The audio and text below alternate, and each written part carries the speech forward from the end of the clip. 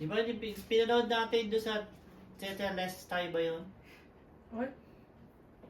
Yung Tetelestai na pinanood natin. What? About the high priest. Huh? I said, can I sip? Ano ba yun? It's mine. It's not. It's mine. What's your name? Wala. Search. Better, malabas. Ano yun? Nako. Why'd you put the whole link in there? Saan ba yung dapat? You just put it up there. Eh wala, ayaw mo lumabas Put eh. the name of the video. What's the name of the video? Just put it there. Eh, nakalimutan ko na eh. Oh. It says MCAS. 1963? What is that? I think that's episode 6.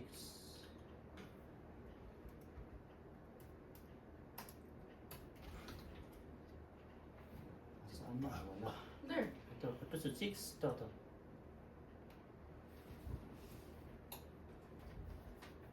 No one seems to know this, but Amazon actually has a $50 million fund that they have to pay out every single month. And here's how you can Oh, no.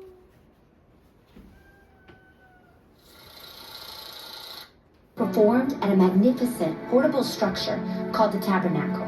Oh, At the this. Tabernacle, Yeah. God promised his people, I will dwell among them. Now God is all present, which means he is It. everywhere at the same time. For now, placed by had brought Exodus Yeah, this and one. Leviticus. Leviticus. God also chose men who were to represent the nation these are the in Levite fulfilling the nation. requirements that God had instituted. They were called priests. The priests were the ones who were to now bring the offerings and sacrifices to God at the tabernacle. And the leader of the priests Is is the called the high high priest. priest. The high priest is the one only can go to the tabernacle. Like he's the representative. God told the Israelites, when any of you brings an offering to the Lord, bring as your offering an animal from either the herd or the flock. They weren't to offer any animal, however. God gave them very specific instructions saying, Yeah. you are to offer a male without defect. All animals offered to the Lord were to be perfect. They could have no defects. This was to symbolize the moral perfection that God required. The verse goes on to say, he must present it at the entrance to the tent of meeting so that it will be acceptable to the Lord. Notice here, Okay. So, notice that, nasaan na tayo? Ito ba yun? Nawala. Nawala. Nawala. What about the other one? Oh, this is quiz. Oh, kasi isa. Nawala tuloy. Ano yan? She don't like you. She don't like you. Sure, sure. Tigilan niyo si Marie.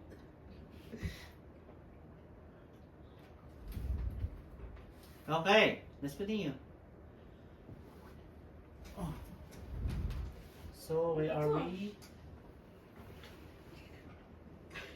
John 5:39, Acts 10:43, Genesis 3:15, Exodus, and Leviticus. So, the sacrifice and the high priest is like Jesus is example of Jesus now. He is the one gonna be our representative to God. Before, high priest is only one can go to the tabernacle, not in, so to present the people who are in sin. Now, when Jesus comes, he is our high priest. Any question with that? No. No. So Numbers There. 20, I found it. 10 to 13. Who's 10? I mean, Okay, go. So 11. Moses and Aaron gathered the assembly together before the rock, and he said to them, Listen, you rebels. Shall we bring water for you out of this rock? 11. What page is this on? Numbers 10. Ano? Huh? Numbers 20, 10 to 13. 153! Number 11. Hurry up, 153! 153! Numbers. Why you want 11? 20. 153! That's at the beginning! Oh. That, that's at 153. Sige, hanapin muna, then let's repeat. Sige na. No. I already found it, bro. I found it. I already saw Ako it. mo lang, I ha? got it. Surian? Nip. Number na? No, I'm first. You back off. 10, 11, I'm 10. 12, 13. 153. 153. Oh, 9 na, Surian? 11 ka, Surian. 153, right? Yes! Mm. How can you not read? 10. Okay na? Yes, Oh, right, let's it's right. Chapter 10. You're 11. So 11. Chapter 20, chapter 11. Already go. Verse Sing one. it. Moses and Aaron gathered the assembly together before the rock, and he said to them, "Listen, you rebels, shall we bring water for you out of this rock?" 11. Then Moses lifted up his hand and struck the rock twice with his staff. Water came out abundantly, Abundant 12, ma? abundantly, and the congregation. congregation and their livestock drank. Drunk. Drink. But the Lord said to Moses and Aaron, because you did not trust in me to show my holiness before the eye of the Israelites,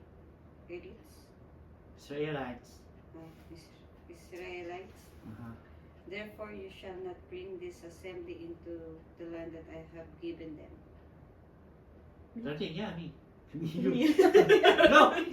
No. These are the waters of Meribah, where the people of Israel quarreled with the Lord, and by which he showed him his holiness. So what happened there? Water came out of a rock. What happened? What is the story about?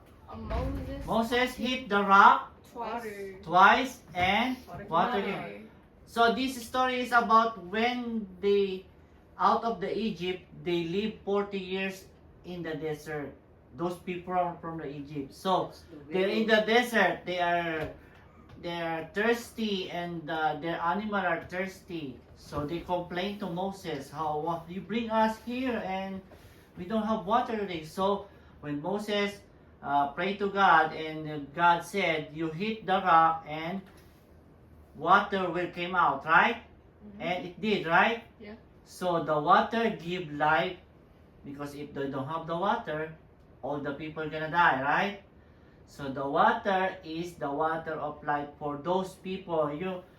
Can you guess how many people went from Egypt going out? You see in the movie, there's lots, eh? Mm-hmm. In the Bible, they were saying almost 2 million people. How about the Prince of Egypt? Huh? That's Moses, bro. Ayun na kayo. Okay? So, Jesus represent the water that gives life on that time. So, even on those time, you can see what Jesus gonna bring to us. Now, when Jesus died, He give us life, because He give us a chance to live again when He died and rise up from the dead. Right? Okay. So when Moses struck the rock, water came out. Water is the symbol of life, so that is Jesus. So even on Exodus time, Jesus did. Next, Deuteronomy 8:15. Found it. Okay, sing it.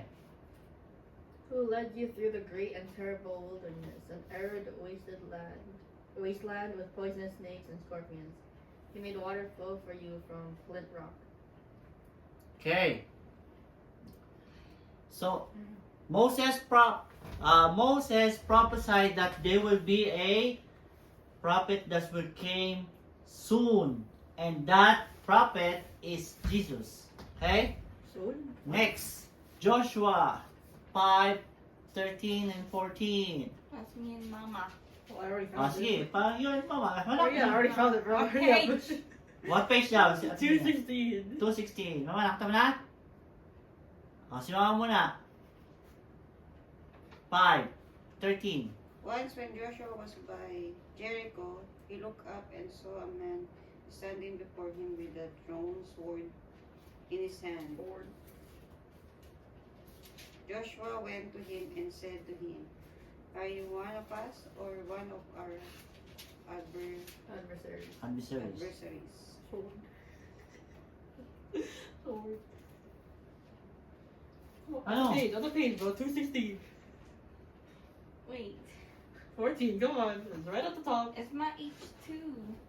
He replied, "Neither, but as commander of the army of the Lord, I have now come." And Joshua fell on his face to the earth and worshipped. And he said to him, "What do you command your servant, my lord?" So what is Wait, adversary? is this like the Jericho wall or something? What is adversary? Anniversary. Yeah. Adversary. No. Not anniversary. What was it? Adversary. What is adversary? Advertisement. It's like someone on your side, like your lawyer. Yeah. Like someone will stand beside you and What did you say? defend you. Okay? So, what are your questions? Is this a Jericho wall? Yeah. So, So like some. when they went from Egypt, Moses lead them, right? Yeah. Moses is the leader. But they go around and around in the desert for 40 years. Yeah.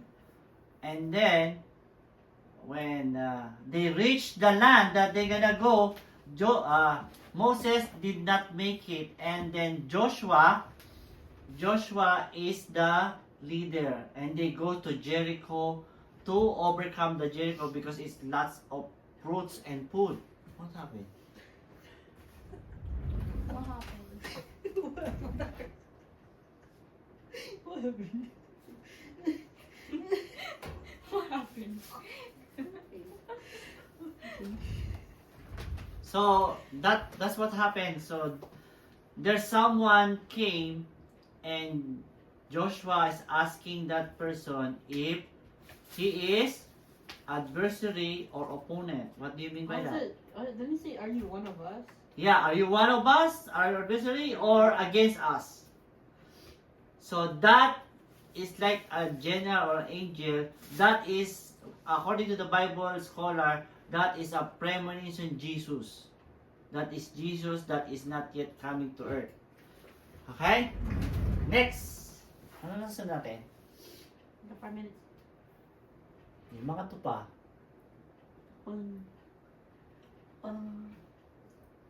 So Joshua met a captain of the Lord host. So that is Jesus.